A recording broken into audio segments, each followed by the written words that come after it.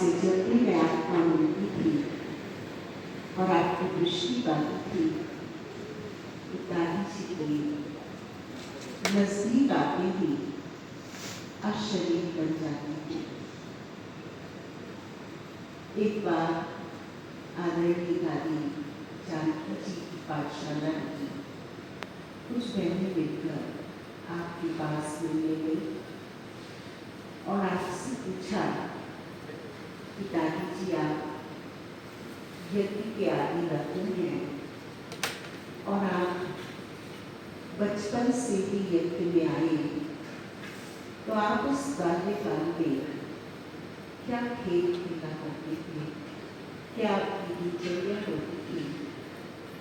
तो आदरणीय दादी जी ने, हर्षता स्वरूप आप समान दादी जी ने यही व्यक्त किया कि हमें बाबा कहते थे कि आमने सामने बैठकर आत्मा देखो, अभ्यास करो कि मैं कानों के द्वारा आत्मा सुनती हूँ और मैं आत्माओं के द्वारा बोल रही हूँ।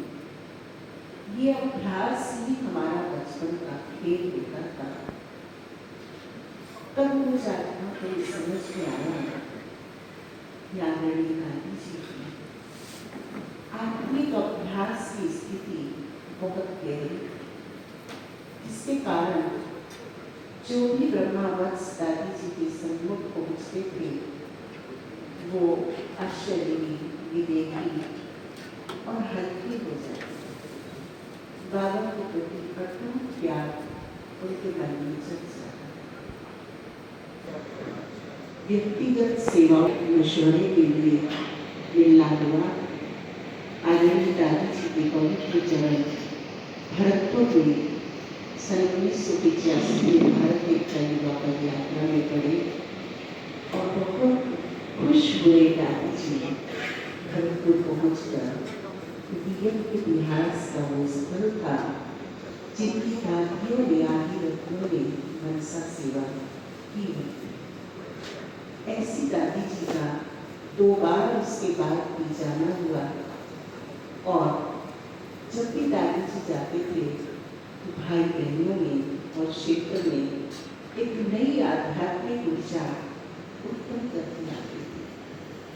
ऐसी परम श्रद्धेय दादी जी, आज ऐसा महसूस हो रहा है जैसे ईश्वरीय महायज्ञ के इतिहास की जो पुस्तक लिखी गई थी कल्प पूर्व, उसका जैसे अंतिम प्रश्न के रूप में दादी जी की।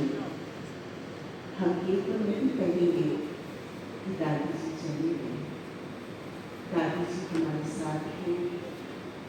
दादी जी ने हम ब्रह्मा कुमारी बहनों को जो प्रशिक्षण दिया, जो शिक्षाएं दी, जो मर्यादाएं दी, वो पग पग पर हमें अपने अलौकिक जीवन में शक्ति का और छत्र छाया का और अलौकिक जीवन की पुरुषार्थ की सहजता का अनुभव करा। दादी जी, आप भौतिक शरीर से हमारे साथ मिले नहीं हैं, लेकिन आपका अलौकिक प्रकाश, अलौकिक शक्तियाँ प्यारे बाबा के साथ, हर ब्रह्मावत्स के साथ जुड़ी हुई है। ऐसा मैं आपके निजी अनुभव से जुड़ा हुआ अनुभव करती हूँ। मैं दादी जी को आगरा क्षेत्र, भरतपुर क्षेत्र की सभी ब्रह्मावत्सों की ओर से और अपने लौकिक अलौकिक परिवार की ओर से विश्व वंदनीय दादी माँ को शत शत नमन करती हूँ। विश्व वंदनीय माँ को विश्व की तरफ से वंदन करती हूँ और हृदय की गहराइयों से आपकी ऋणी आभारी अनुभव करते हुए हृदय से भावांजलि, श्रद्धांजलि व्यक्त करती हूँ। मैं सदैव आपकी आज्ञाकारी, वफादार, रूहानी सेनानी बनकर रहूँ, ये संकल्प मैं दादी जी को भावांजलि को अर्पित करती हूँ। ओम शांति।